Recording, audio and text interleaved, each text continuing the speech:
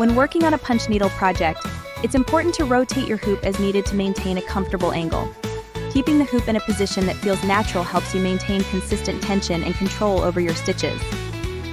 As you progress, rotating the hoop allows you to access different parts of the design without straining your hand or wrist. This technique ensures smoother stitches and helps prevent fatigue, making your punch needle crafting experience more enjoyable and efficient. Regularly adjust the hoop to keep your work area easily accessible.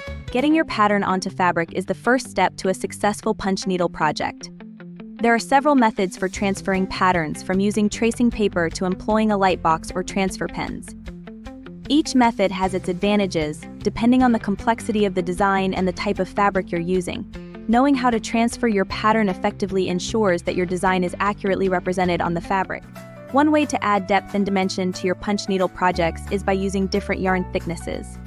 Thicker yarns create bold, chunky textures, while finer yarns are perfect for delicate details. Experimenting with different yarn weights can transform the look and feel of your piece.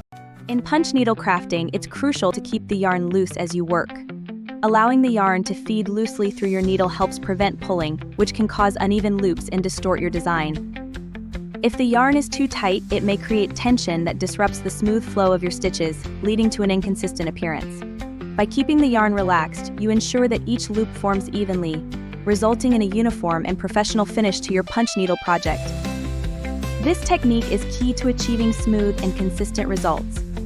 Check out the video description for unique patterns in our Etsy shop.